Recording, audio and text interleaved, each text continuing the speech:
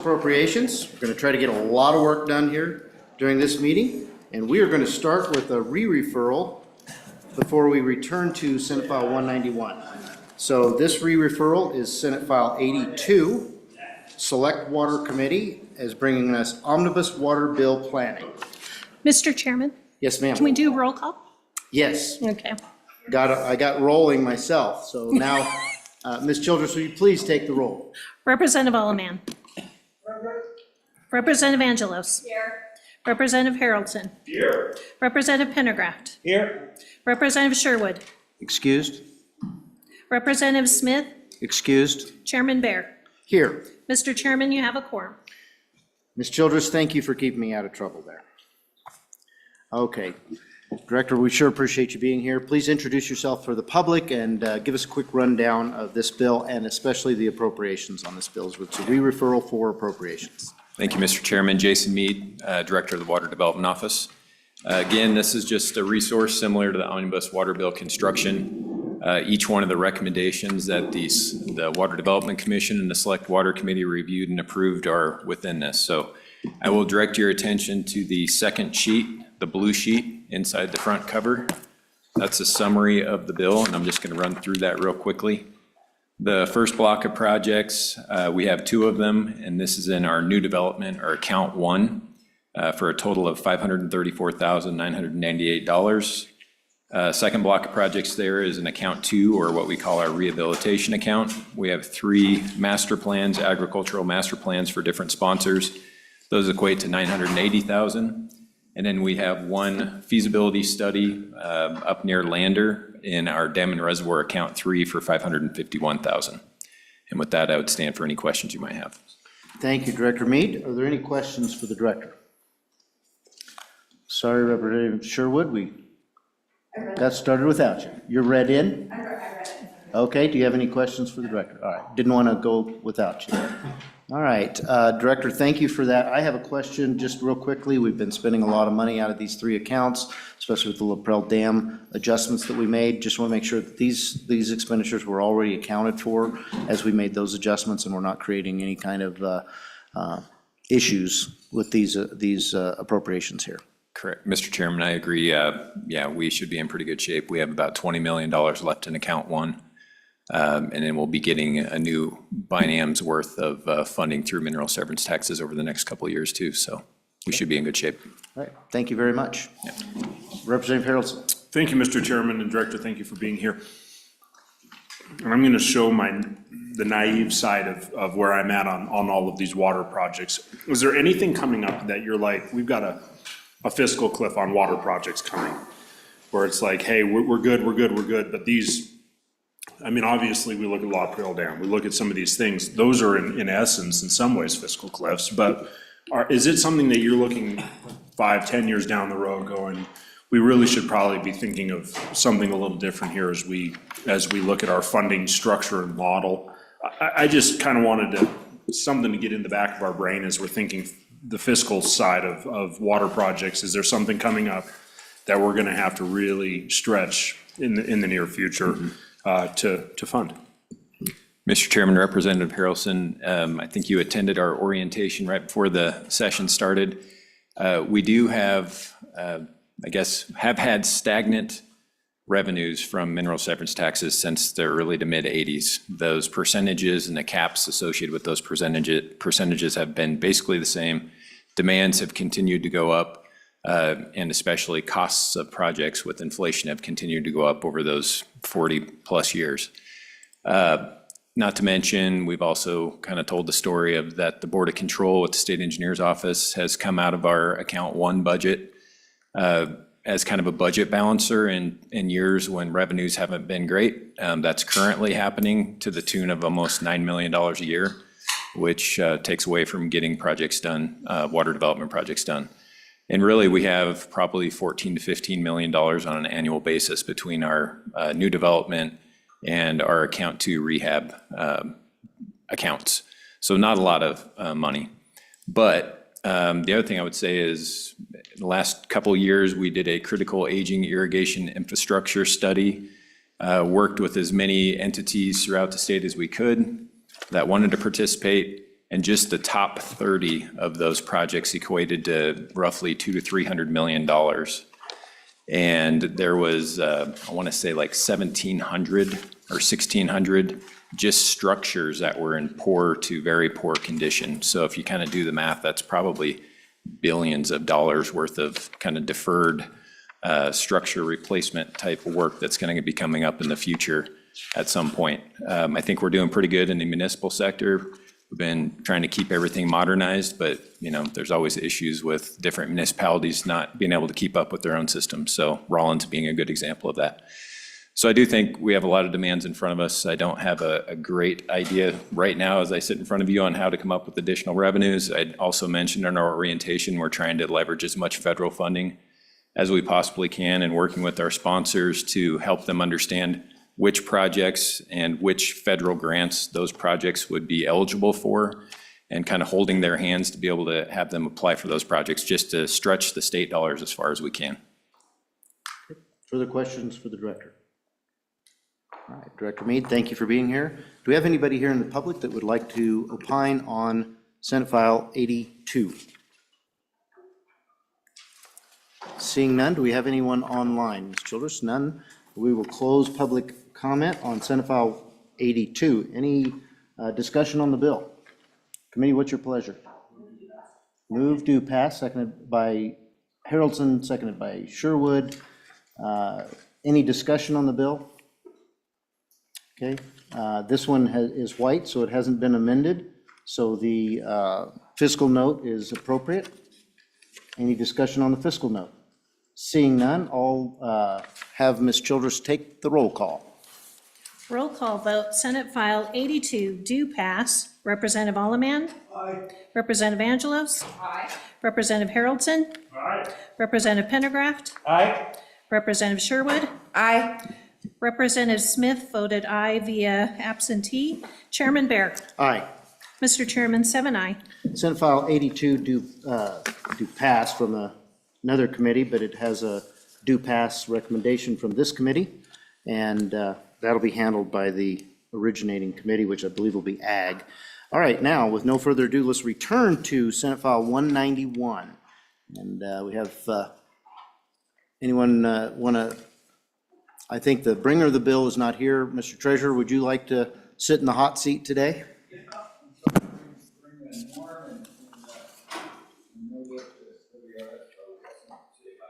All right, Mr. LeBlanc, thank you for being here. All right, so we had quite a discussion on Friday about this bill. Mr. Treasurer, you and I, and with Mr. LeBlanc's help, we determined we needed to get an amendment in there to codify the fact that you already have this stuff on your website. Thank you for giving me a link just about an hour ago. I got a chance to take a look at that. I think the information we're looking for is probably all in there, but we've specified in this amendment specifically what information we've seen. Mr. LeBlanc, have you had a chance to look at the amendment? Mr. Chairman, yes, I have. Okay, is there anything in that part of the amendment about the website showing the proxy votes that gives you angst as far as what you're already doing versus what we have in the amendment? Mr. Chairman, there is just one minor item. On line 3 of the amendment, it says explanation of the vote taken. The explanation of the vote taken. It's on, I'm sorry, Mr. LeBlanc, just to let everybody catch up, it's on page 2, line 3, ladies and gentlemen, page 2, line 3. Please continue. Thank you, Chairman. I would like to understand what is meant by an explanation of the vote taken. We can certainly provide, and we do provide, the vote that was taken. If there is an expectation that there is some explanation for the rationale, I don't think we could technically do that. And in most cases, the rationale would be simply that it was a Boyer research recommendation. So I'd like to make sure that we clarify that, because I would very much like to be sure that we're within statute. Agreed, Mr. LeBlanc. As I recall looking at it, and I'm going to go back to your email and click on that, I think everybody on the committee, looks like everybody was given this link. You go to the treasurer's page, go to reports, down on the bottom left, you'll see proxy voting, and you can bring up one of two reports that are posted there from 2024. Under the proposal text, I think I found that to be sufficient for that, but do you have some recommended language there? Mr. Chairman, no, sir. I just wanted to ensure that that was in fact sufficient. Okay. Are there any questions for the Treasurer's Office or Mr. LeBlanc in particular? Okay.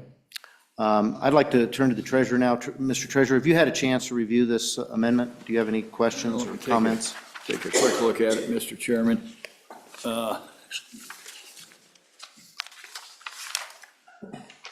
My glasses on here.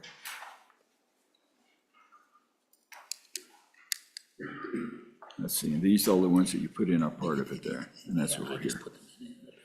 Okay, so the solely is this part of the amendment, or is this a recommendation? No, this is part of the. Oh, that's, okay, all right, solely in the best interest, that makes sense.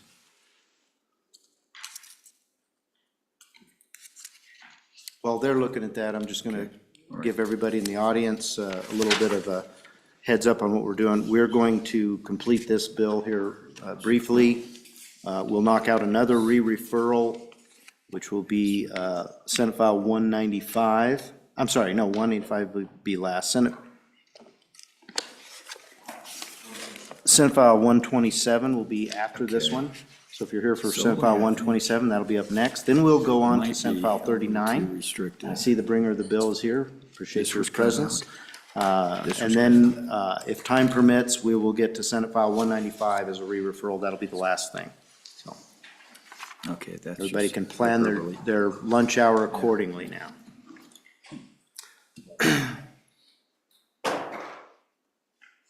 Are there any questions on the committee about the amendment? This was drafted over the weekend based on our conversation on Friday. Seeing none, we'll go back to the Treasurer's Office. Maintain, is it? Yeah. Yeah, maintain and lower. Okay, Where's, yeah. yeah. And so you got a little, rid of some of the hyperbole, that's okay, you know? Yeah, I appreciate that as well, Yeah, Mr. yeah, Treasurer. yeah, that's fine. I think it's a pretty well thought out Yeah. amendment, if I do say so myself. I guess when I'm looking at each investment entity shall solely act in the financial interest of the beneficiaries, I think what they'll, when we're investing with folks, I think that we're not the only person that they've employed or have money with. And so for them to solely say that they're going to acting, you know, in the financial interest of the beneficiaries, I think that might be a stretch if they're getting money from 15 different people, whether they could actually meet that standard. I think they might have a problem. Now, in the best interest of the beneficiaries, I think they can meet that thing, but for them to state that, okay, well, we're doing solely in the interest of the beneficiaries of Wyoming, when they got 5, 6 other states and retirement systems and stuff that they're employing the same strategy in, it might be a stretch for us to guarantee they could solely do it. Does that make sense? Mr. Treasurer, it does. I understand your point. I'm going to Yeah. just read to you a brief comment about that line. Right. That I had an attorney draft up for me over the weekend, just so you understand where we're coming from on that Yeah, part of the amendment. Yeah, The best interest legal standard is a balancing test between, that weighs competing interests, and that's what you're talking about. Yeah. Changing this to solely in the financial interest clarifies that the investment entity cannot be factoring in any other interest at all, just simply financial gain. So we're really simplifying solely it in with the, this. well, if it's solely in the financial interest of the beneficiaries, I think that maybe backs it off a little bit. But, you know, but if they're acting solely in those interests, but it's a financial interest, maybe that might give those people a door to walk through. But the best interest, I think, is at a lower standard from what you guys were we're wanting to obtain in this particular instance. Yep, we'd like Yeah. to tighten those Yeah. standards up a little bit. I doubt if I could get anybody to attest that they're acting solely in the financial interest for our beneficiaries. If it was for, and if that's beneficiaries in general, of everyone that they're working with, I think, getting into parsing out what beneficiaries, if it's the beneficiaries of everybody that they're working with, then yeah, I think that's something you could say solely, but just to kind of let you know that for KKR to attest that they're only working in this financial interests, of us when they've got, hundreds of investors. But I think the basis on where we'll look at this, I think, for compliance with them is that they're not doing things that are non-pecuniary. And so we'll kind of use that litmus test if that's all right with you guys. I think so at this point. Okay. We're going to have some flexibility in this language. Yeah. Obviously, we'd like to continue working toward the direction we're working with. Right. Yeah, With this yeah. Proxy voting, so. Yeah, I think okay. we're heading in the right direction, Mr. Treasurer. Yeah, that, All right, any questions for the treasurer? All right, seeing none, we thank you for your time here. okay, just a second. You want an amendment here? Okay, on page 4, line 5. Are we talking about the amendment, or are we talking about the bill itself? I think it's the bill itself. Okay. Yeah, well, I think this is the amendment to the bill. In Romanet 6, it says each investment entity shall respond to an investment Help us, partner. Mr. Treasurer, track where you're at. Are we on the Yes. amendment? Page 4, Line 5. And you would- Basically, you respond in writing, I think, is what we've got there. Is that right? that. Yeah, so we want each entity to respond in writing to investment partner, manager, or vendor that acts based on non-pecuniary factors used. Is that right? Yeah, could I just explain this? Yeah, go ahead. Go ahead. Mr. Chair, if I may, Yeah, please, Mr. LeBlanc. on page 4, line 5, the amendments want to insert the words "in writing" after the word "respond." Yes, sir. And I would just like to say that while I completely understand the intent, the issue here is that if there is an issue, we are likely to have multiple and complex discussions about the underlying investment with the investment manager, and much of that may contain proprietary information, which they may be hesitant to put in writing to us, in particular, as it will be available to the public.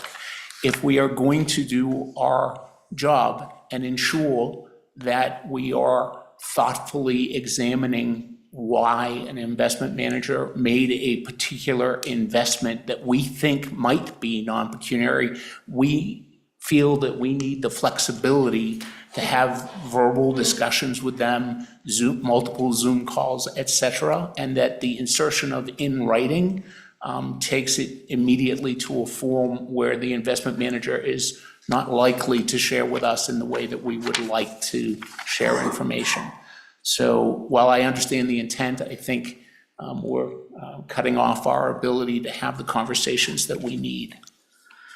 Would it be acceptable to your office if we said final determinations in writing? Oh, yeah, I think that's, or, That way you've got that flexibility till you find that you get to that final determination? Correct. Can I get a, thank you, Mr. Representative Haroldson. Thank you, Mr. Chairman. So, are we going to the point of doing an amendment? Is that what we're?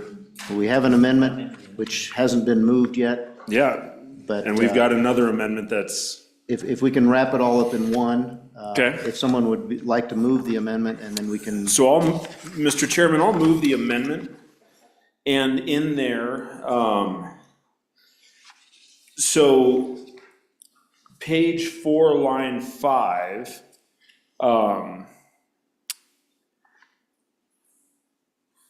And so, sorry, do we have a second? Did we get a second on that? We do. Okay, thank Seconded you. by Angelo. So we have a second, but if we look at the proposed amendment that I just moved, that we already have page 4, line 5, after respond, there is in writing already on this amendment.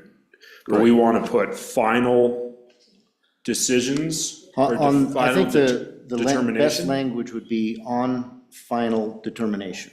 Okay, On final determination, right after the word writing.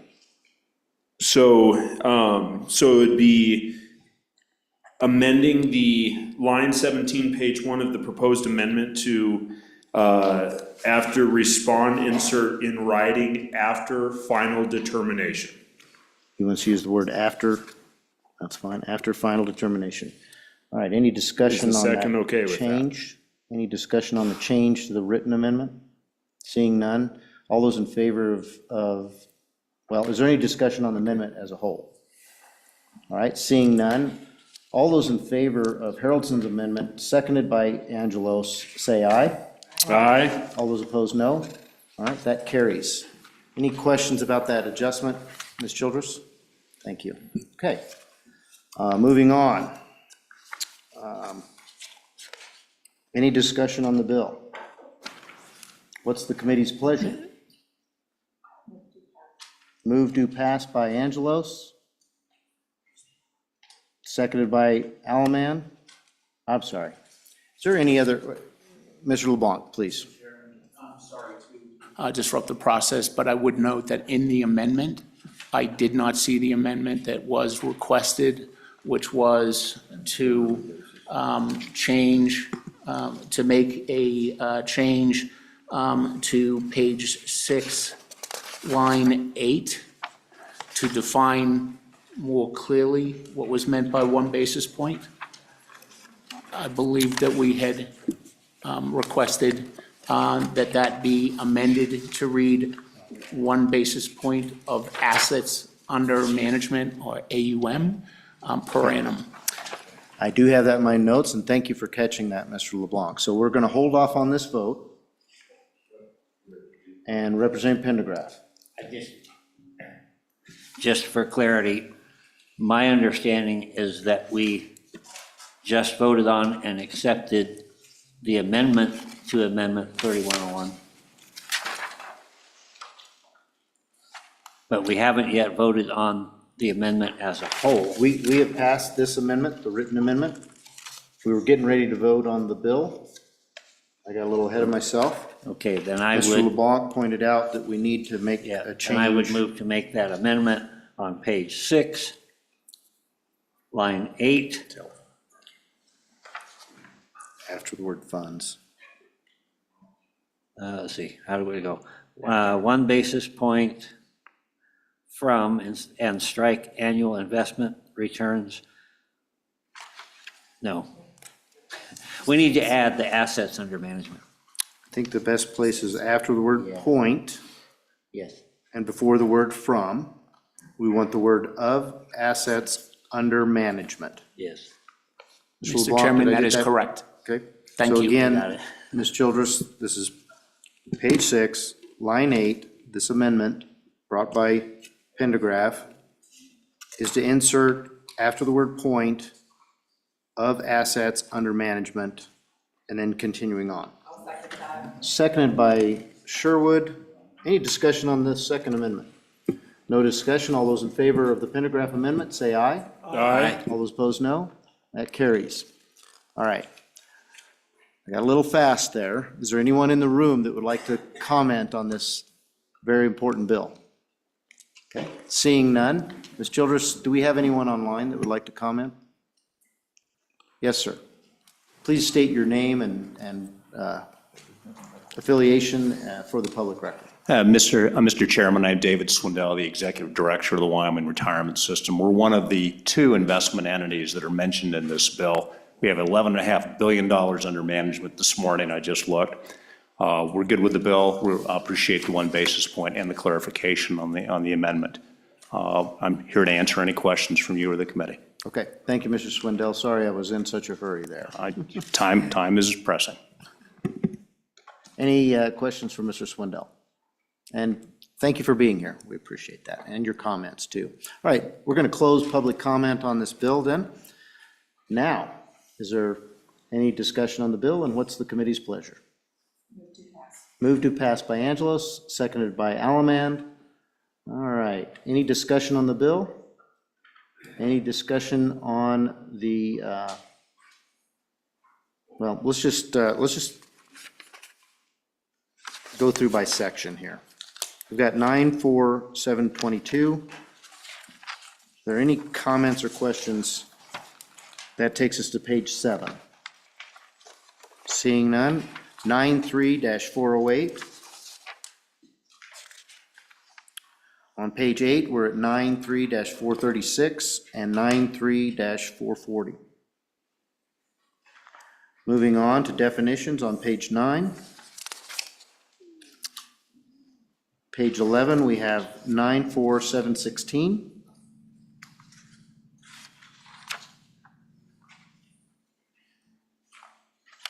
And page 12. All right, seeing none. Are we ready? All right. Ms. Childress, please take the roll on Senate File 191. Roll call vote, Senate File 191 do pass as amended. Representative Allemand? Representative Angelos? Representative Haroldson? Aye. Representative Pendergraft? Aye. Representative Sherwood? No. Representative Smith voted aye via absentee. Chairman Bear? Aye. Mr. Chairman, 6 aye, 1 no. Okay, thank you, Ms. Childress. That do pass.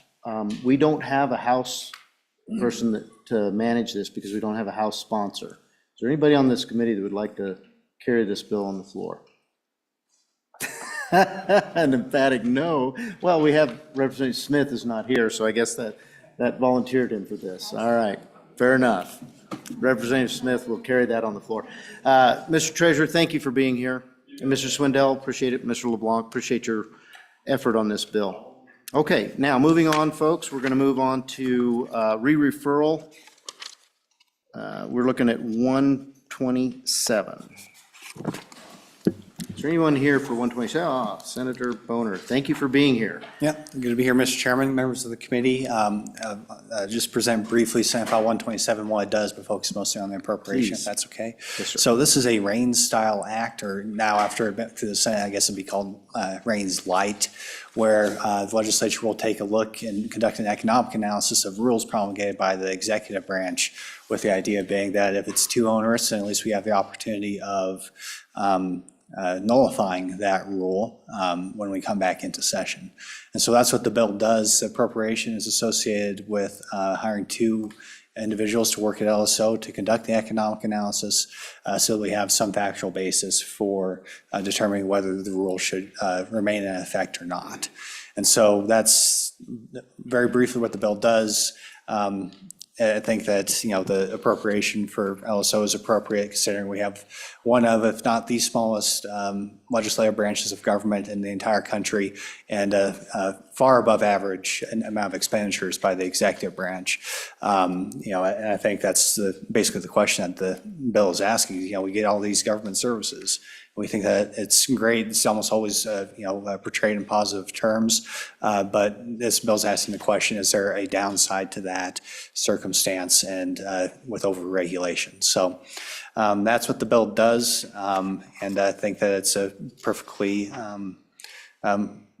legitimate use of the legislative branch to oversee the executive branch, making sure that the rules that they promulgate don't have an unreasonable effect on the private sector.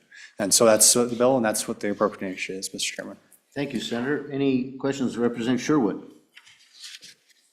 Thank you, Mr. Chairman, and thank you, Senator. Can you talk to me just about the pros and cons of putting the appropriation in the bill versus what we would usually see as like a legislative budget for LSO? Thank you. Senator Boner, please. Yeah, thank you, Mr. Chairman. Yeah, it's an appropriation to get us started. I'd imagine this would go in the feed bill if the bill passes and become a part of our regular budget process. Okay, follow-up? Seeing none, Representative Haroldson. Thank you, Mr. Chairman. So, thank you, Senator Boner, for bringing this. I definitely, I like the idea, I like the concept. Looking two FTEs, And $400,000 on, is that a biennium? Is that on an 18-month period? Do you know fully? And normally we don't exactly see normally you don't see an even $400,000 for two. I'm just wondering what level are these positions? Obviously, to perform the fun, I don't know, I just was wondering if we know exactly what positions we're looking at hiring, and if this is basically where that pay scale is, and kind of just a little bit more prescription on that appropriation. Senator Boner, before you answer that, I'm going to tack on to it. As I recall, this was a bill that was going to be, the work was going to be managed legislatively by the management audit. Is that accurate? And is any of that funding for that purpose as well? Go ahead and answer the question. Yeah, with your question first, Mr. Chairman, no, this is part of the amendment that the House Standing Committee put in was to really have management audit focus on this topic in the interim. It's kind of a belt and suspenders approach. We always just do that through our regular interim process. But no, the appropriations for 2 FTEs, these would be economists by trade who are capable of assessing the economic impact of any rule and regulations. So maybe above average compensation, given the fact that they'll be well educated and hopefully well experienced as well. Now, this is a discussion that we had, quite a few discussions with our LSO director about the appropriate amount. This is what we came up with. We did have 3 in there, and I asked him, what's bare minimum, frankly, to get the program going, and arrived at 2 FTEs. So that's where it stands now. It looks like it'll just remain in effect. And because, another important thing I didn't mention is that we have a July 1st, 2026 effective date to allow our staff time to really, get staffed up, make sure that, they have enough time to implement the program. So that's why it may be a little bit long. It's, I guess that'd be basically a 18-month timeframe if I do math right here on the fly. But yeah, so a little bit longer, but I leave that to this committee's discretion as to, whether we just fund it for a year to, then with the idea that be included in the feed bill next year. But this is meant to recognize we don't know at this point. This is meant to get it through, a year or two, so. So I gathered the answer there, Representative Harrelson, was it's a round figure. Okay? So it is, Mr. Chairman. Yeah, right. Okay. Thank you. Okay. All right. Any further questions for the bringer? All right. I have one. In the original fiscal note, it had an FTE for the Attorney General.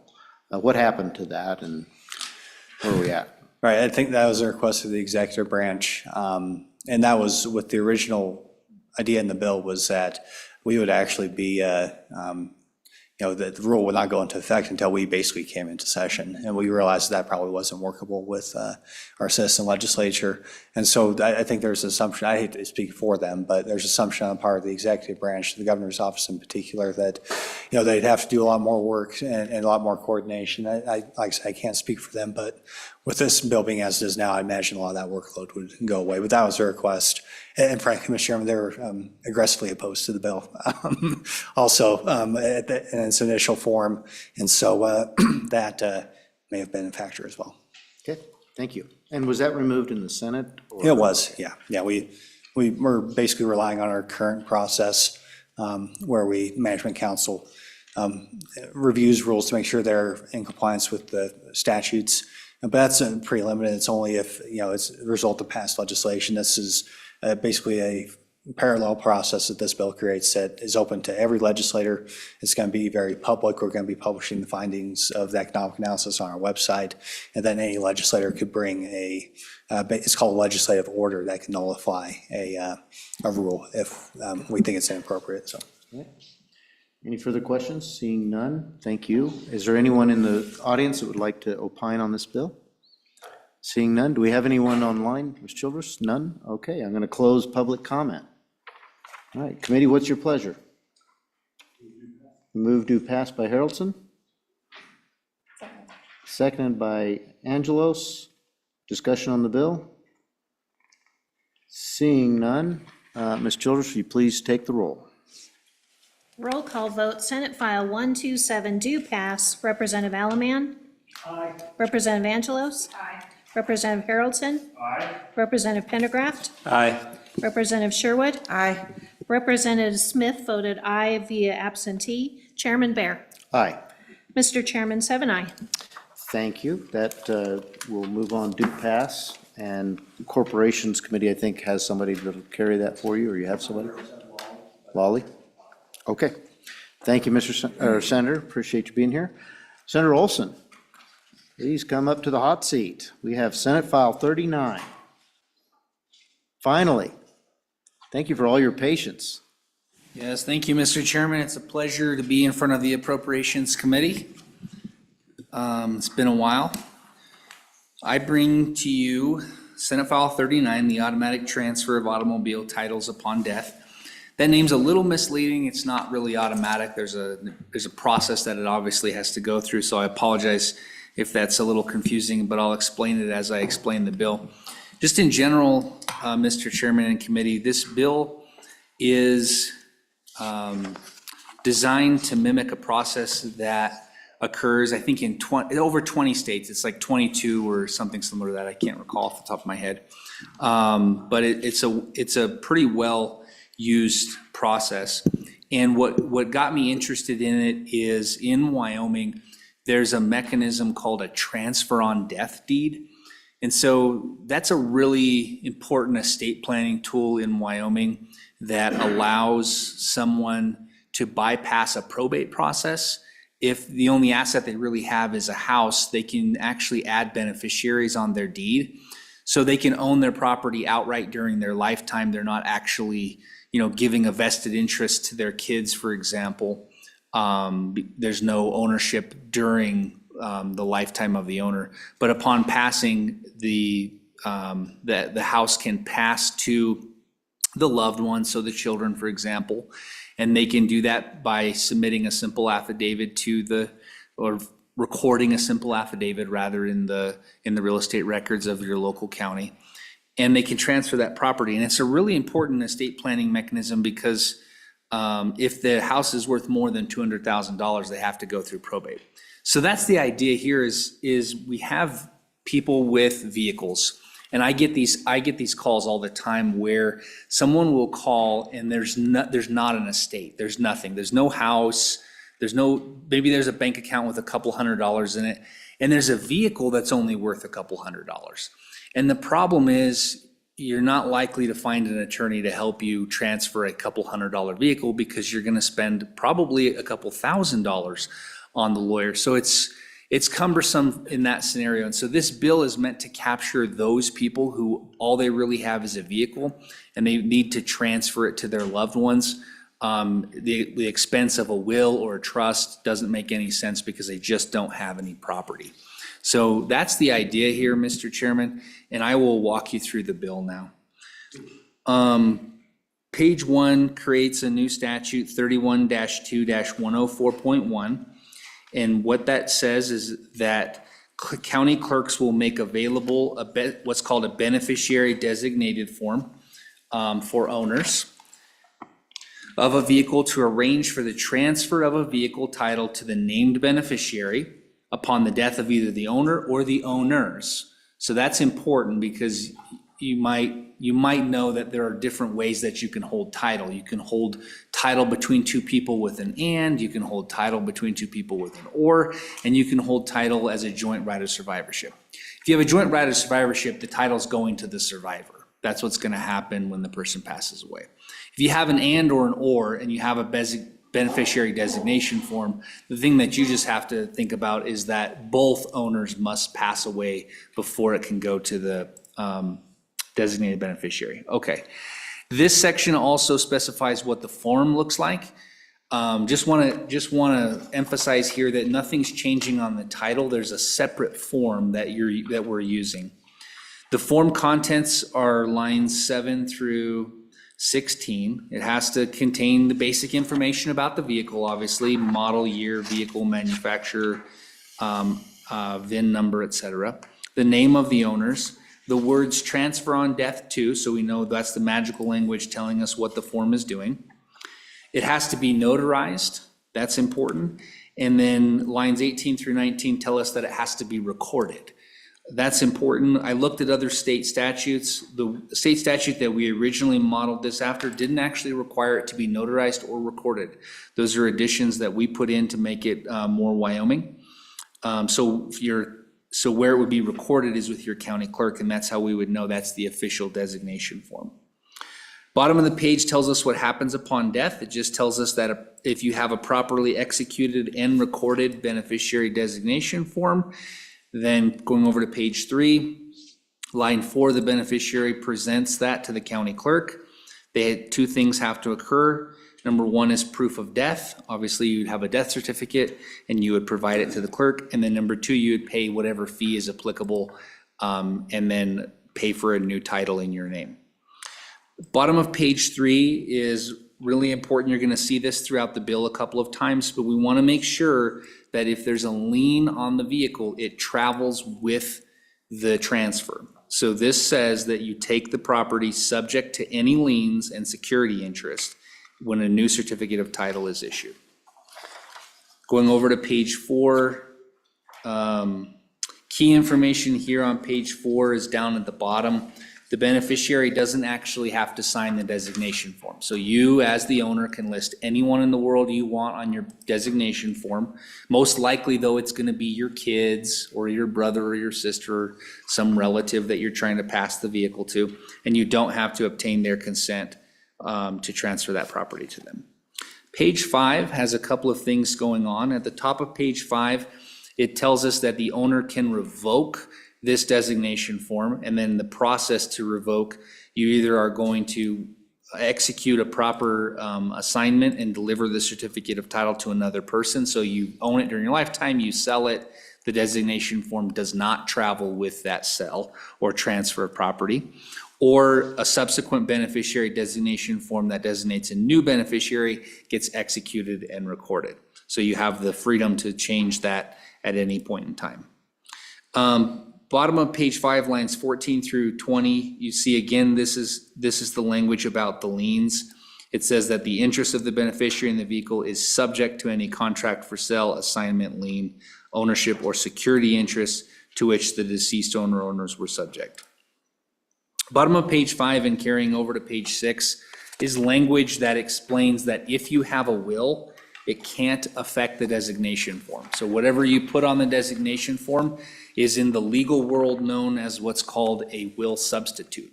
It takes the place of the will can't affect it. This page also contains the definition of a beneficiary, which is any one or more specifically named persons or entities designated to receive title to a vehicle upon the death of the preceding owner. We also have a definition of the designation form there, which is a form that indicates the intent of the present owners, and that would be by that language, transfer on death to, of a vehicle to transfer ownership of the vehicle to a named beneficiary upon the death of the owner or the last surviving owner of the vehicle. Okay, bottom of 6 is telling us it's creating new statute. If you go over to page 7, I started my conversation explaining the transfer on death deed and how that works in Wyoming. That is all done by one single statute. So what we actually are doing is we're going to amend that statute to make it clear that a transfer on death occurs for a deed or a title. So that's what 2-18-103 is. That's the transfer on death statute. This is a third place where we make it really clear that the conveyance is subject to assignments, contracts, mortgages, deeds of trust, liens, security pledges, and any other encumbrance made by the owner during the owner's lifetime. This language right here, Mr. Chairman and committee, was brought to us by the association that represents bankers. So when we first started this legislation, bankers had an obvious concern, and that was, wait a minute, what happens to our lien that we have on a vehicle? So this was their way of making sure. I think it was already covered by the bill. I've shown you in 2 other places where it is, but they really wanted this, so we put it in. It's a belt and suspenders. I don't think it hurts anything. It's really clear that your lien is going to transfer with the vehicle. Bottom of the page is an amendment that came in with 2-18-103, and this is actually where I and others are going to ask you for an amendment to this bill, Mr. Chairman. What this does is, this little paragraph P says that insurance stays with the vehicle for 60 days after the death of the owner. Apparently, that's really problematic for insurance companies. So we're going to ask that you amend paragraph P by keeping the first sentence, which says that title to the interest in a vehicle transferred by a transfer on death title shall vest in the designated grantee beneficiary only on the death of the owner. That's important language. Like I mentioned earlier, they have no right to the vehicle during their lifetime with the beneficiary. That is only upon death. That will stay. The amendment that is being brought by the insurance industry, which I support, would strike line 23. And then as you turn it over to page 8, it would strike all of lines 1 through 6. Senator Olson? Yes. I think that this original language was really kind of coming from the housing industry, correct? That they have this insurance caveat, and it really doesn't work well for automotive. Is that inaccurate? Exactly, Mr. Chairman. Yep. It was a carryover when we brought over the housing statute, and we thought it worked. We didn't get any testimony on it until it came over to this side. You're going to have some testimony on it, but yeah, it seems problematic, so please delete it. Page 8, the rest of page 8, really all this is doing is it's existing language, and this is referring to the Department of Transportation until you get to the bottom of the paragraph where it just says that the Department of Transportation shall provide at no cost the form. So the Department of Transportation is going to come up with the form based on the statute. They're going to provide it to the clerks. It's going to be uniform throughout Wyoming. And then page 9, 31-2-104 is existing statute. This is the transfer statute. So nothing is being changed with a basic transfer, as I explained earlier. That all stays the same. All we're doing is plugging in our new statute that we created to say that except for that statute, this is how you transfer. Bottom of page 9, 10 and 11 is all existing language, and that's just, again, it's the bankruptcy process, it's the transfer by operation of law process, it's the individual transfer process. None of that is being touched by this bill. That's all those sections are telling you, is that you don't have to worry about that. And then section 3 on page 11 is rulemaking authority given to the Department of Transportation. I don't know what that would be, but as you know, we do that standard in legislation. And then section 4 is just the enactment date of the bill. Mr. Chairman, that's it. Thank you, Senator. Is there any questions for the bringer? Representative Pendergraft. Thank you, Mr. Chairman. Thank you for bringing this bill. I like what I'm seeing. I do have kind of a theoretical question. Maybe you could explain how this works. Let's say this is done at the county clerk, that is cited in here.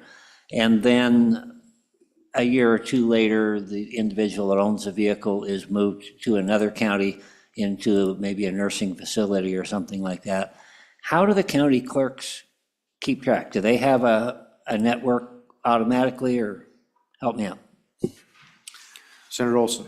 Mr. Chairman, Representative Pendergraft, in that hypothetical, nothing would automatically occur unless there was a change in registration or a new title being issued. So when you move from county to, you can register your vehicle in any county in Wyoming that you want, and you can reside in another county. That's perfectly permissible. So there wouldn't be a need for the counties to talk or to transfer any information until you go into your new county and you say, I want to register here. At that point in time, your registration would change, but I don't think anything would change with that designation form.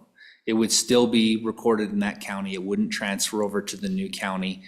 And you would, as the owner of the vehicle, the onus would be on you to make sure your loved ones, just like a will, you got to make sure they know it exists and where it's at. Follow up? No? Representative Harrelson. Thank you, Mr. Chairman. Senator, thanks for coming and having the conversation about this good conversation. So I'll be honest with you, in my other life, sadly enough, when you describe the situation of really those individuals that don't have an estate, they're kind of, I mean, they're at the end of their life and don't have much to show at that end of that life. My experience, and I mean this in the best way possible, my experience is that they struggle with details. And getting to the point where they would sign this and have this, that's forethought. And the reason they're at the end of their life with a vehicle and maybe a couple $100 in a bank account is because forethought wasn't their strong suit. And so tell me, in the hypothetical of an individual that didn't fill out the paperwork and passed away suddenly, not knowing that wasn't the end of life experience like, man, my health is failing, I've got to get my affairs in order. It's more like, I think I'm good and never mind, I wasn't. And tell me about what is current statute that addresses that vehicle now? And is there any way that we could somehow address that? I don't know. Do you understand the scenario I'm bringing forward? Senator Olson. Mr. Chairman and Representative Haroldson, so I'll walk you through a couple of different things. The first is just what the process your question is, what does the process look like now without this? And if I own a vehicle, it's titled only in my name, and it's the only property that I have, or the collective property that I leave behind is valued at less than $200,000. So that's the threshold amount. Anything over $200,000 goes to probate. So it has to go through a court supervised administration to transfer that. So you'd be really out of luck if you had a bank account with $200,000 in it and a $500 vehicle. That would have to go through probate. But if it's under $200,000, what you would do is you would need what's called an affidavit of collection of distribution of personal property. So that is an affidavit that you most likely would need to get from an attorney, because there's not really a place where that form is available. If a lot of banks have a form that looks like that affidavit that you can fill out if all you have is a bank account, banks will commonly provide that form for that person, so they don't have to go out and hire a lawyer. They can get the property transferred to them.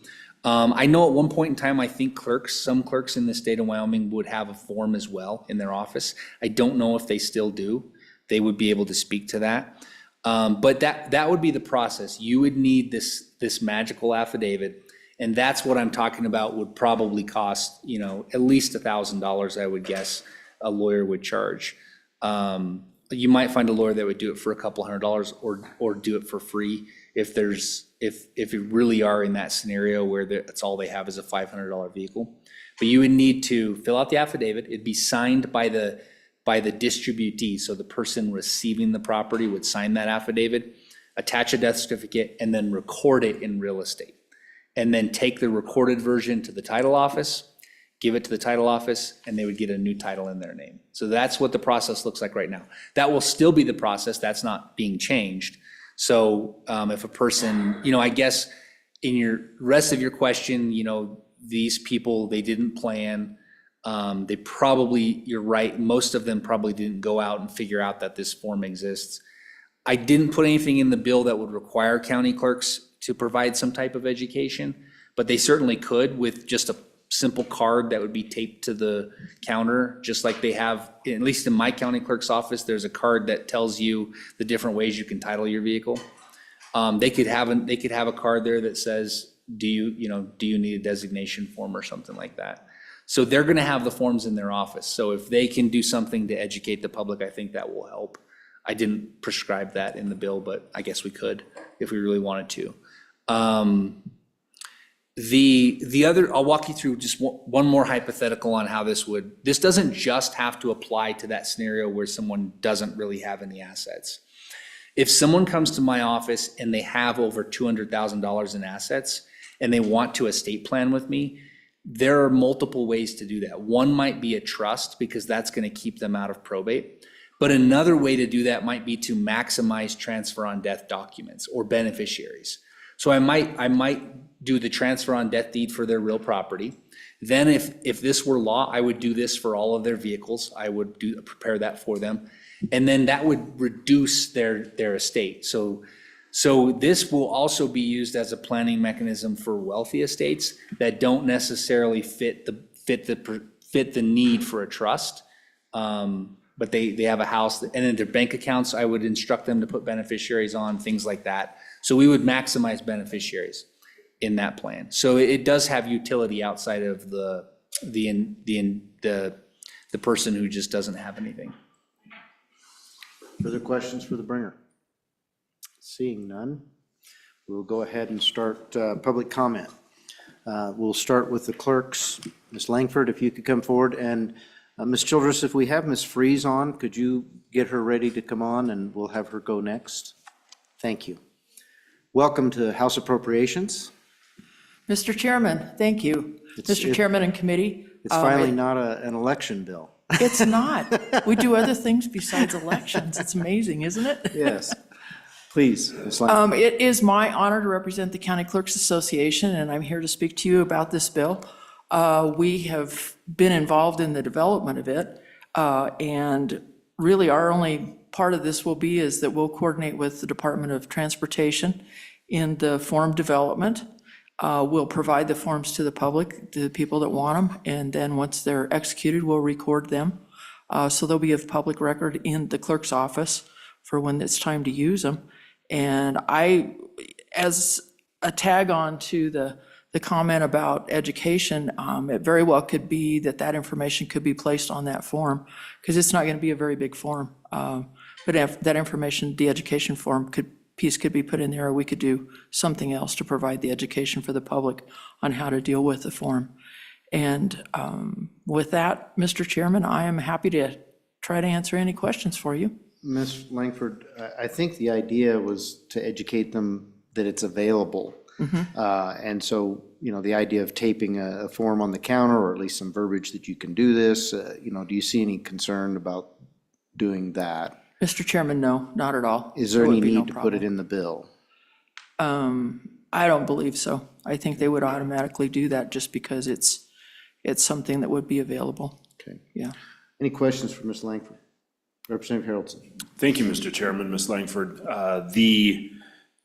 So along those lines, and I know you guys do a great job of this. I mean, I see all the stuff taped to the counter at my clerk's office too. But I just really feel like if we're gonna do this, there's a part where we're creating a net that we're gonna grab people from this point moving forward. Now, hopefully people go back in and have that forethought to go, man, I wanna sign this and make sure that my kids get the old square body Chevy, right? And that type of deal. But maybe that isn't the case. So as they go in and they retitle a vehicle, as far as get a new vehicle and title it, I just want it to be a situation where when they get that title, they also get a print off that goes with it or something to just say, hey, by the way, this is something you can do for estate planning to make sure that, and we could keep it stupid simple. Hey, guys, you know what, if you pass away, your kids are gonna spend way more on legal fees to get your vehicle if you don't fill out this form type of deal. Okay. And obviously, that's not legalese at all, but it get the point across. Sure. I just wanna make sure that if we pass this, that we try to open the net a little wider, so. Mr. Chairman. Langford, I think there was maybe a question in there. I think I got it. Don't you think? I think I got it. Representative Harrelson, I don't think that's a problem at all. That could be part of the form planning process, to have included with it some piece of information that says that this form's available, and could be passed out to everybody with title work, or however that the clerk probably thought that would be good, or however the committee would like to see that. I don't see it being problematic at all, so. Further questions for Ms. Langford? I just have one. We have this effective July 1st, 2025. Do you see any concerns with getting this done with the Department of Transportation and enacting it at that point? Mr. Chairman, I think I'd hand off to YDOT and let them comment to that. And I don't know if we have anybody from YDOT. Do we have some people from YDOT? You've got some folks. Please come forward. I'm going to get right to you, but we're going to let Clerk Freeze go first. So thank you for being here. Any further questions for Ms. Langford? All right. Ms. Freeze, thank you for being here. Clerk Freeze, we appreciate you. Please opine on Senate File 39. Thank you, Mr. Chairman and members of the committee. So I probably have more questions than maybe answers, but I just kind of want to go through the bill here with you real quick. So when we talk about putting together some information for the public, first of all, we are not to give legal advice. We aren't attorneys. We get told that from our county attorneys all the time. Please don't give legal advice. We don't know everybody's situation. And so although I would probably say those forms are available, I probably wouldn't push them, to be honest with you, because I don't know everybody's situation and I don't want to have something happen to somebody's title that they really didn't want to have happen. At one point in time, not too long ago, the title laws changed pretty significantly to that it used to be everybody who was on there as an owner had to sign to sell. And now if you put "and" in between the names, then both people have to sign to sell. And if you have "or" between the names, either one of them can sign to sell. And when we had papers attached to that explaining that process for a long time, so people got used to, and it's only from this date forward, which we all have to remember that in our office, which is difficult. I'm not going to lie to you, to make sure that we recognize when those periods are. But we want to make sure now that people come in and they have an "or" title. So let's say it's my husband, Bert or Julie Fries, and we decide that that's a good thing to do. And so Bert goes, well, Julie, you're in town already, just go take care of that. Well, because it says "or." So now the education process comes up where no, everybody has to sign on this particular thing so that you can do this beneficiary solution. So I just want to tell you that there's going to be a little hiccups there of those people who have finally got the idea of what "or" means on their title. So we will help them get through that process. I just wanted to also mention on the TODD for the land part of it, I actually helped an attorney here in Fremont County who kind of pushed this bill on the TODDs for land. And just so you know, one of the big things with that one is once we record that, we have to send it to the Department of Health. And so if you've used state money for any kind of healthcare or whatever, and the state has paid for that, they want to get their money back. So before they get it to the beneficiary, they make sure that they take their money out of that or whatever before the land goes on to the beneficiary. So on page, let's see, 3, it talks here at the top, line 2, that the beneficiary will produce the recorded form. That means the original. So if I go directly with the language and they show up here and they go, well, Julie, I was just here 2 years ago and I recorded that. Certainly you have it of record. Yeah, I do. But it says here, they're going to give me the recorded form.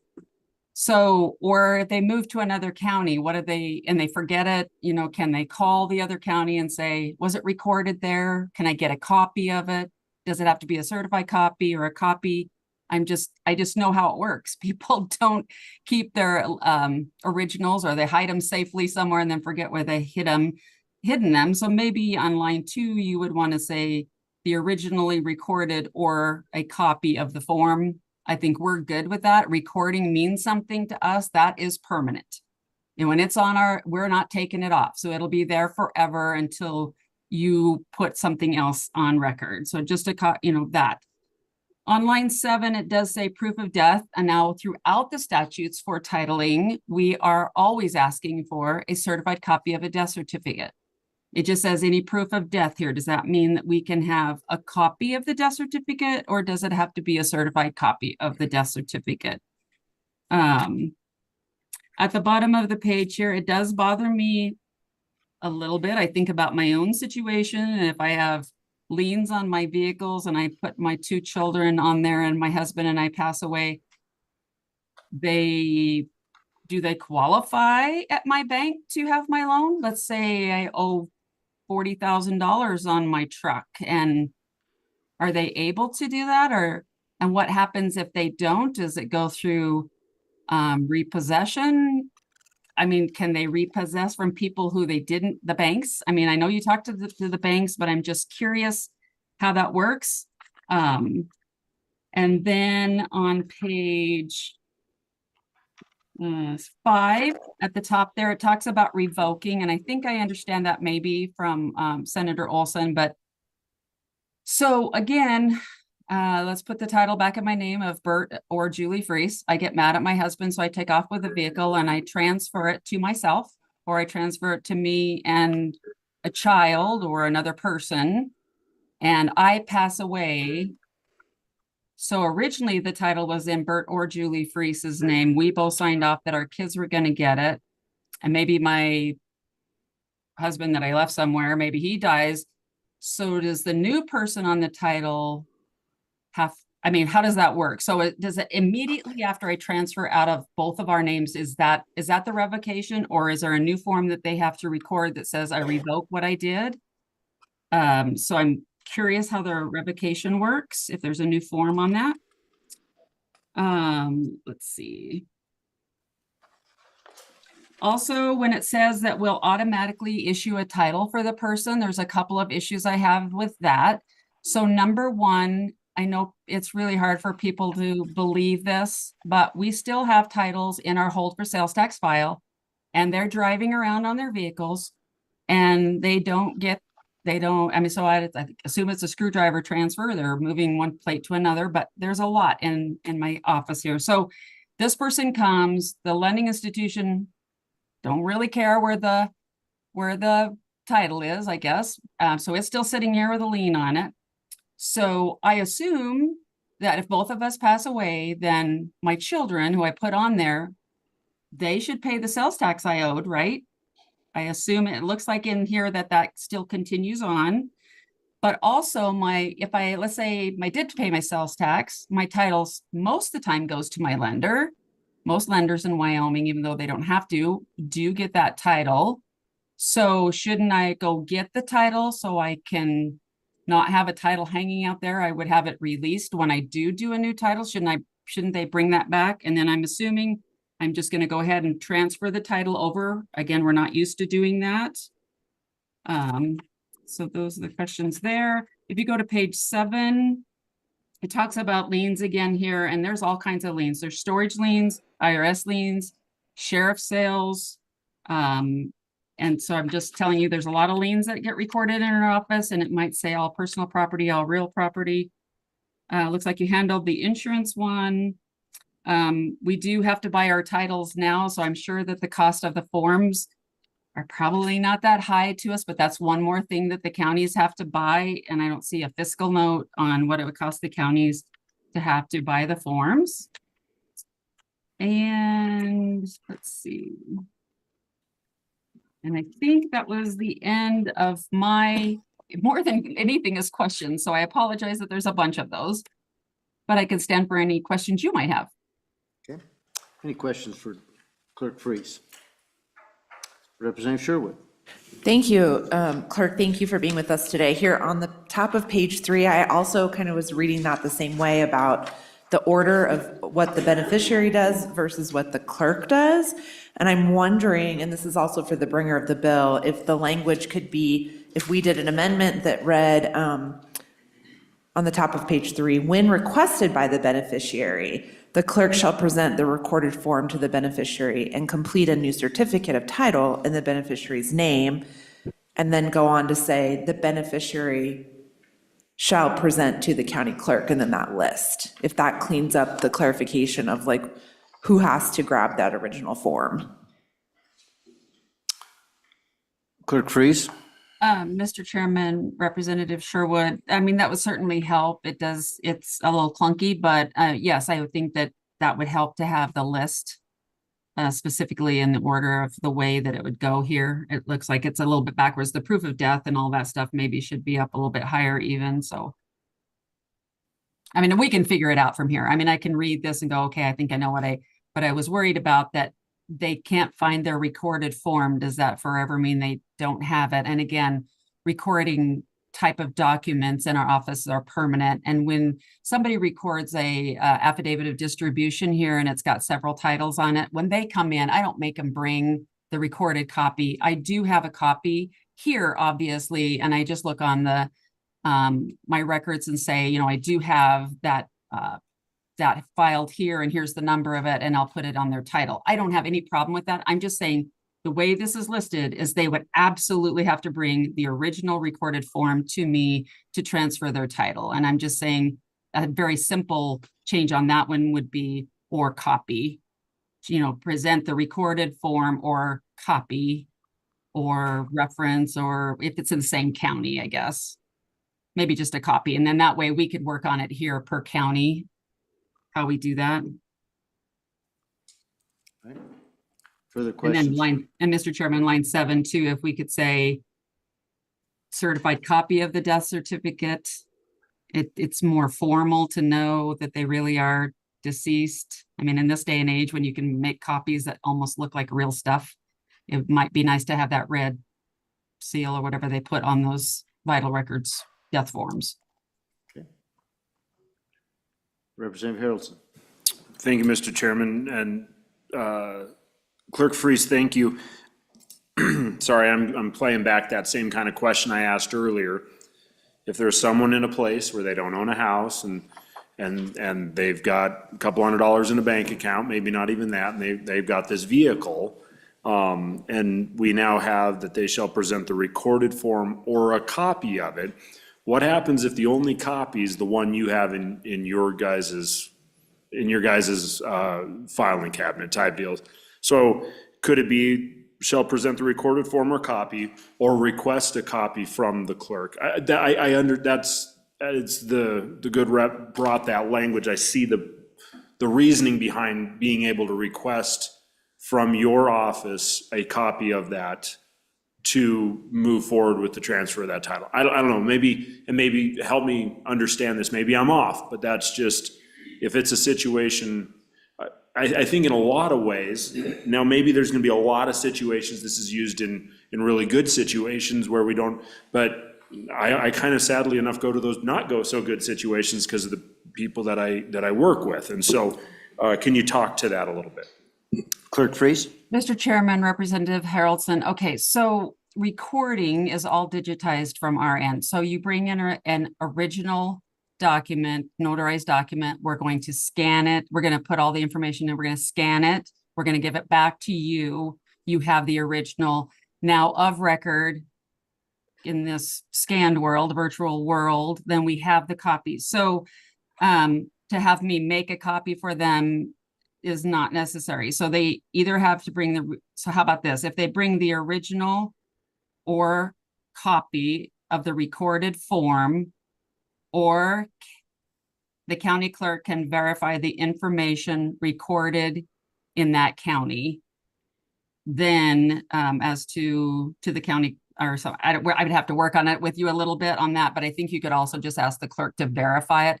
So for instance, then if somebody comes from Natrona County, they record it in Natrona County, I could call Natrona County and say, hey, do you have this recorded there? Tracy could tell me, yes, we do. And she could either email it to me, whatever makes me feel comfortable as the county clerk, or just give me the recording number. And I could say it's recorded in Natrona County at this number. And, as long as we're good with the people that are standing at the counter and the name on that, I'm good with that. I'm just saying, I'm afraid if you just say the recorded copy, then I'm going to have to say to them, you don't have the original, I can't transfer you, but I can see it on my computer, and that's going to feel real. I hate government red tape like that, where I have to say I can see it, but I can't do it because of the wording. So. Okay. All right. Clerk Freeze, thank you for all of that input. We appreciate it. You bet. All right. Ma'am, from Department of Transportation, please introduce yourself to us. I think this might be the first time we've had you here. Yes, thank you, Mr. Chairman. My name is Shannon Faree, and I'm with the Wyoming Department of Transportation. And to answer your question about the effective date, whiteout, we don't see an issue with that about prescribing the form. And then to answer the question about the cost, so the idea is that whiteout would provide a form that does not have to be on secured document. Therefore, we would draft it in a PDF form and send it to all county clerks, so that way there is no cost associated with that form. Okay, thank you for that. Yes. We like no cost in this committee. All right, any questions for Ms. Faree? All right, seeing none, thank you very much for being here. Thank you. All right, we're going to open this up to the public. Is there any public comment on this? All right, Ms. Shaner, please come forward. Introduce yourself. Welcome to House Appropriations. Thank you, Mr. Chairman and members of the committee. Mary Ann Shaner here on behalf of State Farm Insurance. We stand in support and have delivered to you an amendment that Senator Olson described earlier that takes out the provisions related to insurance. That was a carryover from the transfer on death deed, and it makes sense with a home that insurance be in place for a period of 60 days because the home doesn't change significantly. But you can imagine a circumstance where a grandmother transfers the vehicle to a 16-year-old grandchild. And insurance is very specific to the person, and so there is concern that for a period of 60 days, the insurance company doesn't have any information regarding the person that would be driving that vehicle. Under current law, the way that it works is that your insurance coverage on your vehicle now, under your policy, typically transfers 15 to 30 days onto a new vehicle. So you would be covered under current insurance if you have it, as well as when you go to get the title on the vehicle, it would be the normal process where you would have to provide proof of insurance for the vehicle.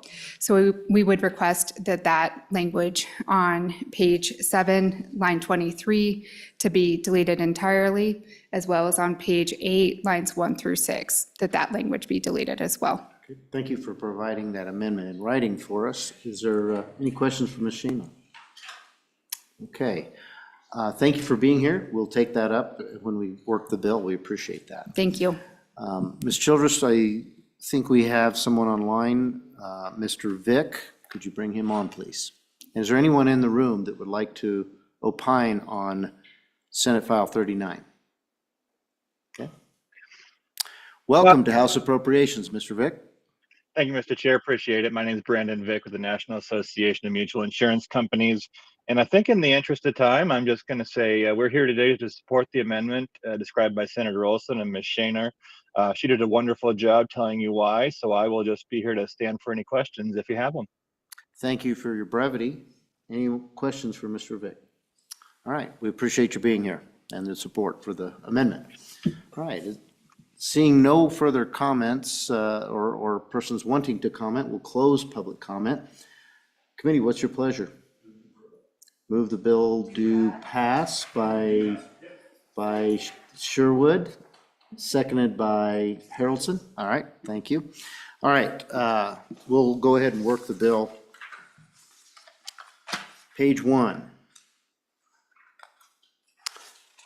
Page 2. Representative Sherwood. Oh, saw a hand move. Page 3.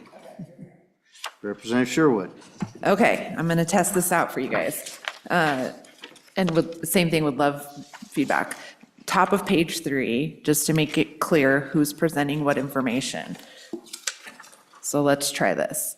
On line 2, the beneficiary shall present a copy of the recorded form to the county clerk or ask the clerk to verify and request a new, and then continue on. So we're assuming that the original recorded form stays with the clerk, but the beneficiary has a copy or has been given a copy, and if they don't, they're asking for verification. Mr. Chairman, Representative Harrelson. just to clarify, the original form does stay with the owner. So I think it needs to say, shall Okay. present the recorded form. Thank you. Or a copy of. Form. Okay. Is that, Or shall request of the clerk's verification. Or shall Of form? of the clerks. Senator, please, please. thank you. So, Mr. Chairman, committee, I think Representative Harrelson's exactly right. You want the copy language. I think that's good. The verification language might be a little unnecessary, but also burdensome on the clerk. So it depends on how your county's structured. But like in my county, for example, this is being recorded in real estate. So the title's office is a completely different office. So the clerk isn't going to automatically have a database of these in the title office. But they're available to the public for like a quarter per page. So if you didn't have the original, you would just need to go to where it was recorded and get a copy from, so it may be a different section of the clerk's office. So it may be difficult for them to verify, but it's not that difficult to get a copy of a recorded instrument. It's really cheap. All right, question for the senator? All right, I think just using that copy language, we've solved the problem. Okay? All right. Ms. Childress, are you clear on that language? Mr. Chairman, I have page 3, line 2, the beneficiary shall present the recorded form or a copy of to the county clerk. A copy of the form, I think, Of would be the more form? complete language. Mhm. Okay. To the county clerk. Any questions in the committee on the amendment? All right, that's seconded by Haroldson. All those in favor of the Sherwood amendment, say aye. Aye. All those opposed, no. That carries. Representative Haroldson. Thank you, Mr. Chairman. So page 3, line 7, I'd like to strike proof of the death and insert certified copy of death certificate. All right, seconded by Sherwood. Any questions on the discussion? Representative Pendergraft. Thank you, Mr. Chairman. I have the same thing, but I also, after the word owner, where the word or is, I struck that and put in as. So a certified copy of the birth certificate of the vehicle's owner as proof of death of the last surviving owner. All right, without objection, we'll add the word and strike the word or. Any objection? Seeing none. Any discussion on the Haroldson amendment? Senator. I was just gonna weigh in. I have that same amendment, but the way I have it is you don't need that proof of death on line 8 because that makes sense if you leave the existing language. So what you could do is you could say a certificate of death of the vehicle owner, or, and then you delete proof of the death of the last surviving owner. So you're saying a death certificate of either the vehicle owner or the surviving owner of the vehicle is really what it's trying to say. Okay. So now we're striking, we've changed the amendment considerably. Is there any question about how this amendment's, if we accept the bringer of the bill's amendment? Yeah. Okay, so that's acceptable to the bringer of the Mr. motion? Chairman, yes, I definitely believe that's acceptable. Okay, so Representative Haroldson, please describe for the secretary exactly how this should read. Okay, well, then we're going to give that a shot now, okay? So it'd say certified copy of death certificate of the vehicle owner. You're striking the S off of that, correct, sir? I don't think that's necessary. Still vehicle's owner.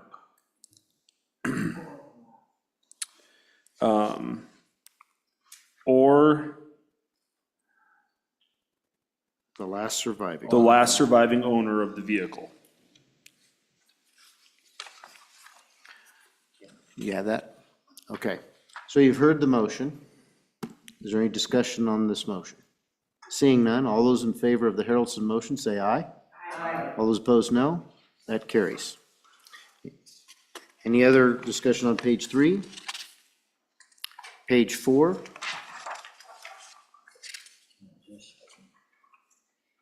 I'm not sure. Go ahead, Representative Pendergraft. Thank you, Mr. Chairman. There was a concern brought up that was one that I shared as well, and that is,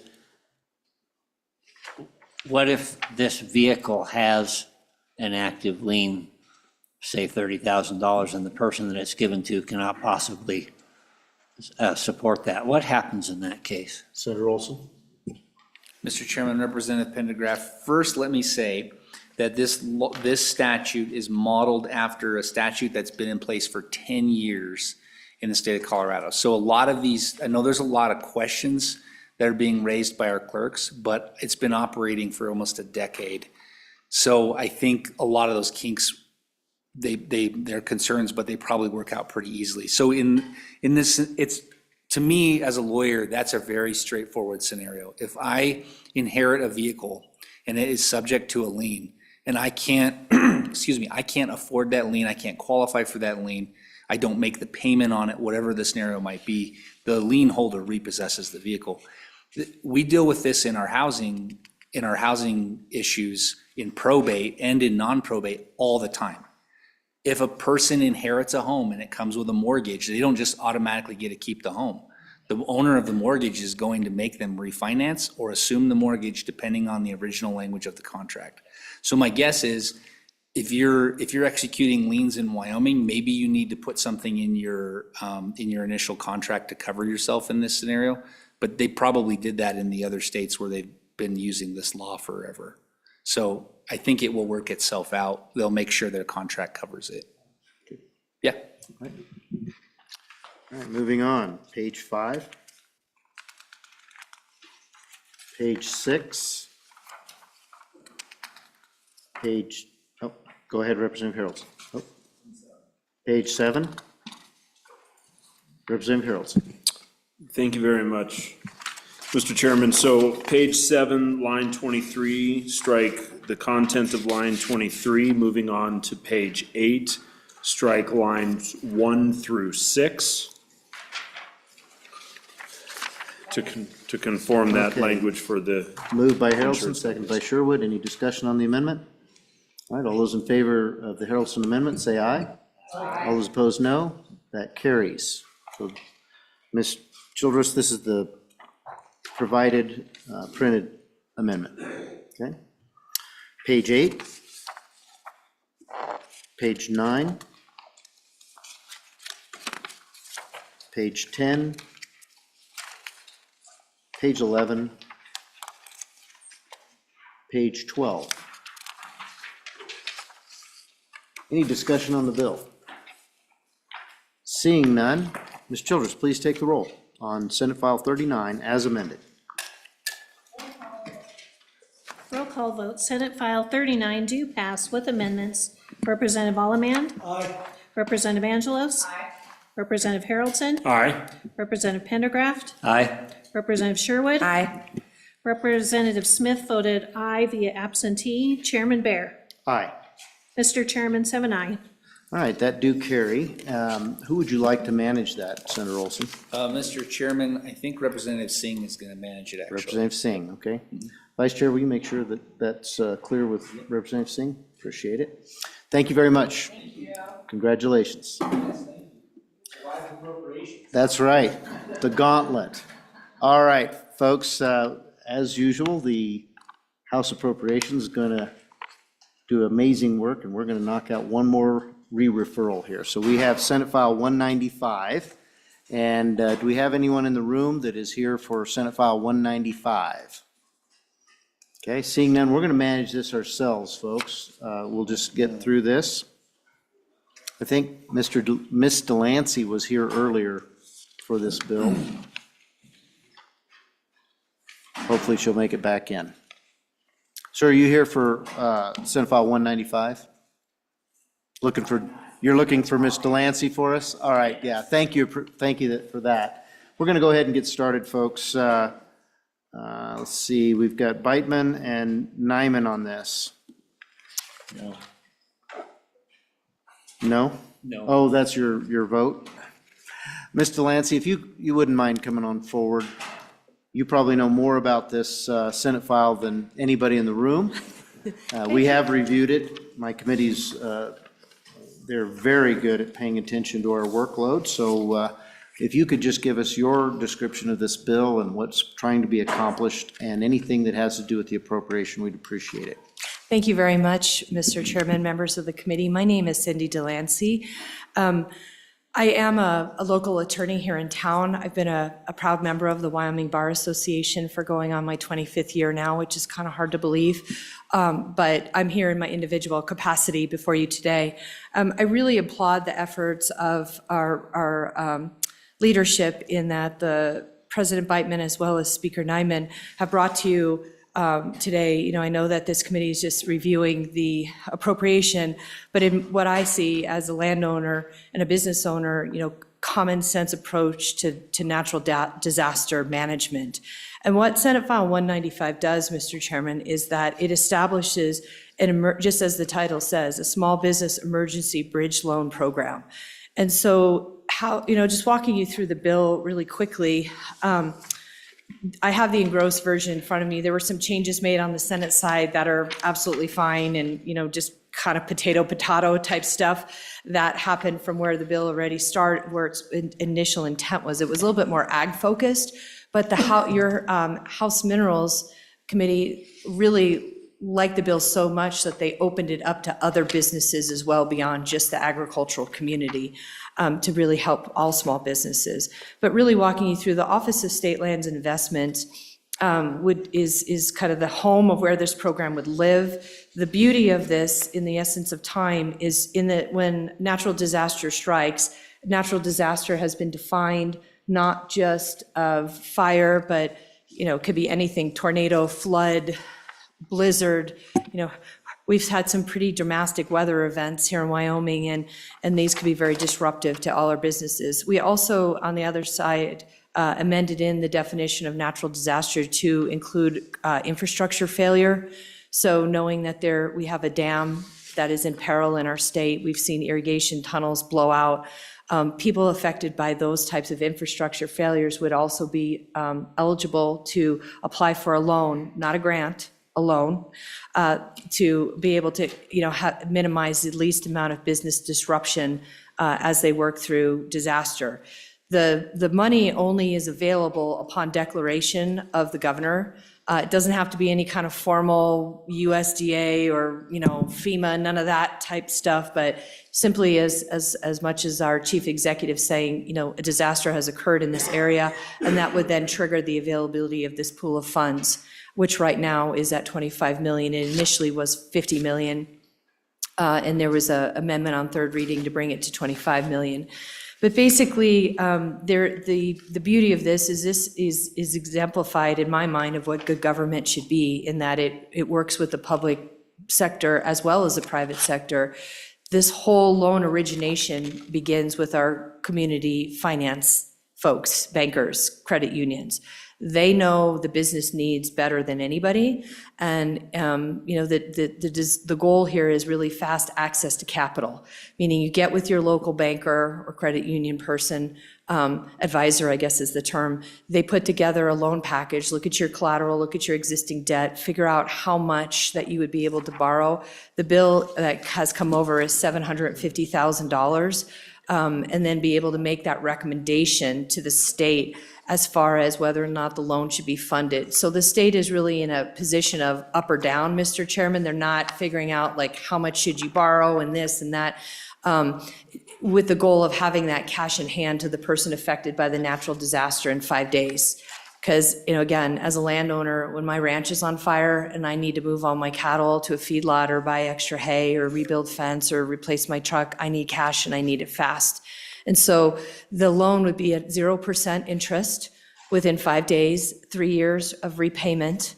Again, the package would be put together by the local bank, not the government, and just really kind of help us use our wealth in the state for our citizens in times of crisis. This is really a way to give our citizens in peril a hand up as opposed to a handout. And there's some really tight sideboards as far as, you know, the way that this loan is structured to make sure that it's not, you know, used for any ill-gotten gains, in the sense that, as I said, that the money is only available in disaster. You have to have been already in existence, your business, in the time of disaster, not just like, hey, I think I'll start a business because I can get basically free money. You have to have at least one or more person who owns not less than 50% of the business, who is, you know, a Wyoming person. There's a minimum credit score. There are certain businesses that are not eligible for these types of funds, and that is businesses that are in the business of loan making or short-term rentals, or, you know, kind of speculative type businesses, gaming, investment community. None of those folks are eligible to take advantage when disaster strikes.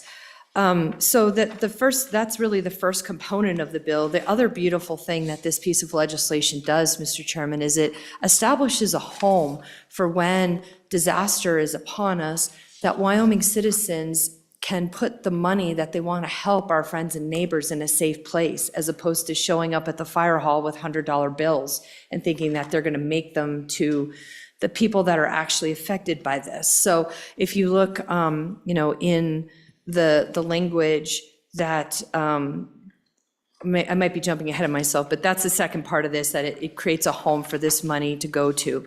Jumping back to the loan, Mr. Chairman, there is a 2% origination fee that is paid to the banks. The applicant pays half of that origination fee, so they have skin in the game. It just gets put on the back side of the loan, and then the applicant has up to 3 years to repay the loan. And generally, really what is intended here is getting that cash in hand, as I indicated, and not waiting, like fighting it out with your insurance company till the check comes. But the check, that claim can be used as collateral. So the loan is adequately collateralized before the recommendation to fund the loan goes forward. So there's no risk to the state based upon the expertise of our local finance community putting that loan package together. So the fund is in there, and there's a reporting requirement, Mr. Chairman, so that way we can see how the loan is being used, if it's being used as anticipated. There's a report to this committee as well as the Joint Ag. As I said, this started out a little bit more of a landowner type agricultural bill that has evolved into something a little bit broader based on some of the amendments already made in the House. But as I mentioned, there is a $25 million appropriation that's in a revolving fund. So as the loans are repaid, it continues to go back into that pot of money. So hopefully, that there'll be availability should disaster strike again. And this, unfortunately, this isn't a fix for what happened to us as our lands were ravaged this past summer, particularly in your community, Mr. Chairman, but really trying to position us as we go forward, and that we're not, essentially caught, ill-equipped next time disaster strikes. I think the inspiration for this bill comes from what Florida has done for their business community grappling with hurricane relief and disaster relief. So, this isn't a new concept that Wyoming would be embracing. This has been put to good use in many other very like-minded, conservative states where people want to, give that opportunity for self-reliance as opposed to just calling upon other taxpayers to contribute in a grant scenario. So to me, again, as a landowner, this would be incredibly valuable to me in a moment of crisis to help me, keep my people employed, minimize interruption to my business, and give me a little bit of time to get back on my feet and through the disaster. So with that, Mr. Chairman, members of the committee, I hope I've covered it and done the sponsors of this bill proud. But I really, as a Wyoming citizen, I think this could be an essentially helpful tool in our toolbox in the moment of disaster. So thank you. Mr. Delancey, you've done an excellent job of describing the bill and giving us a rundown, and I do appreciate this effort. Were you involved with the effort to create this legislation? Mr. Chairman, I was. Thank you. I want to tell you my appreciation, because we've had quite a bit of conversations about having a disaster fund. The state doesn't have one, and making it a loan program versus a grant, I think, is the right direction for a conservative state like this. And I will tell you, we're probably going to make an amendment to it, so you'll want to stick around. This committee loves to put our fingerprints on things, so we're going to do that here briefly, but I think it'll be helpful for both the program and the state as well for our finances, so that we can make this a long-term solution. So appreciate your effort in this regard. And with that, are there any questions for Ms. Delancey? Seeing none, we really appreciate your being here. Well, thank you, Mr. Chairman. And again, I know your speaker and the president, I'm sure they would have liked to have been here, but I know you all know how full their schedules are, and it's really nice to see people coming together to bring forth ideas that are actually helpful to our citizens. Thank you. Mr. Delancey, since you bring that up, there'll be the speaker will be carrying this on the floor, is my anticipation. How familiar is he with the details of this bill? He's very, Sorry? he's very, yes. Very, very familiar, okay. Yeah, I think I he's didn't know if I prepared. needed to have one of my members bone up on it as well. so- Well, you know your speaker, Mr. Chairman, and how talented he is, and he's such a team player that I know he always appreciates backup, but I Oh, think, please, Ms. Delancey, you're going far too far. I think that this is really important for him, seeing the devastation firsthand, in his industry, and just really, again, trying to be prepared so we can minimize when things go wrong for Wyomingites, because life is stressful enough in the business community as it is.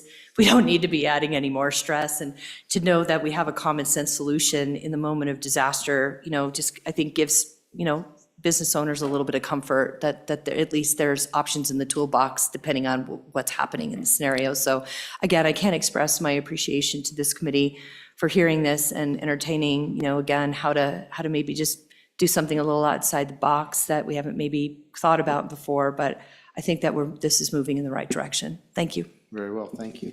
All right. Is there anybody in the public that'd like to comment? Ms. Childress, do we have anyone online? All right, we'll go ahead and close public comment. Committee, what's your pleasure? Move to pass by Pendergraph, seconded by Angelos. And no need to go through the specifics of the bill, but we do have an amendment. Representative Harrelson, please. Thank you, Mr. Chairman. So would you mind handing one to Ms. Delancey? Yeah. So she has she's a, got it. yep, so she has a copy of that. So members of the committee, what this amendment does, and it's wordy, but what it really does is it doesn't change the funding amount in any way, shape, or form, but what it does is it aligns it with how we did our grant/loan program for fires. And what it does is it keeps the money in LISRA until it is needed by agency. That way we don't start creating coffee cans with money everywhere. We can keep it kind of in our single account. And so what you see here is keeping with the 25,000, but it gives 25 million. that 25 million. I say that on a regular basis, don't I? You do. I'm still trying to get the numbers or the zeros into my brain. More commas in this committee. More commas than what I'm used to. The $25 million, it just brings us into that loan authority is still there, but it's in LISRA, and then interest off that loan would then go into that account to then be redirected. So And payments as well. And payments as well, exactly. So anyways, this would just keep it off of our goldenrod and make it available. Obviously, hopefully, we don't have to use this account. Hopefully, we don't have to use this program. But in the case of Lusk and the flash floods, or the case of Campbell County and the fires, or Johnson County and Sheridan County, obviously, we don't know when this will be used or needed. But this would make it where if it's 5 years down the road, we don't have that 25 million sitting in a coffee can for 5 years. It sits in our LISRA. So with that, I'd stand for any questions. Representative Pendergraft. No, I just think. Okay. So Nope, Sherwood. I just want to say that this is very similar, I'll get to you in just a second, Representative Sherwood. This is very similar to the governor's borrowing authority that he can use for firefighting, but it's the SLIB board instead of the governor by himself. Representative Sherwood.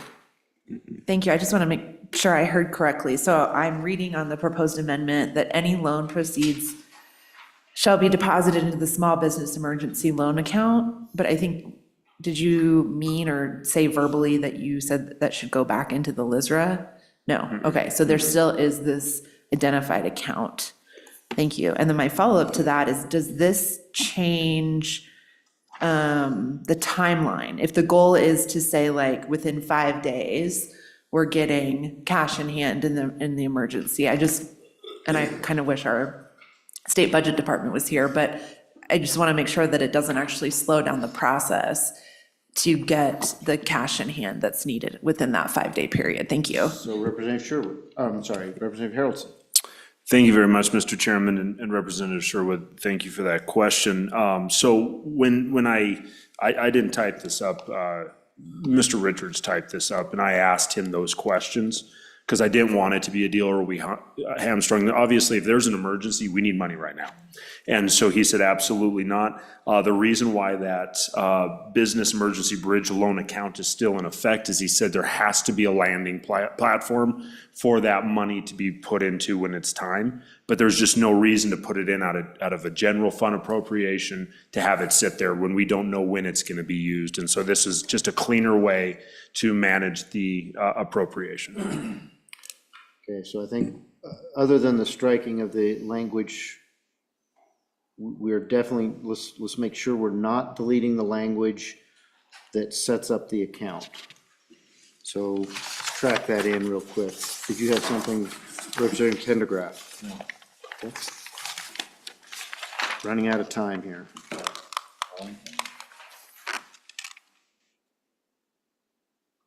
So we're looking for the emergency bridge loan account, and I see it on page 9.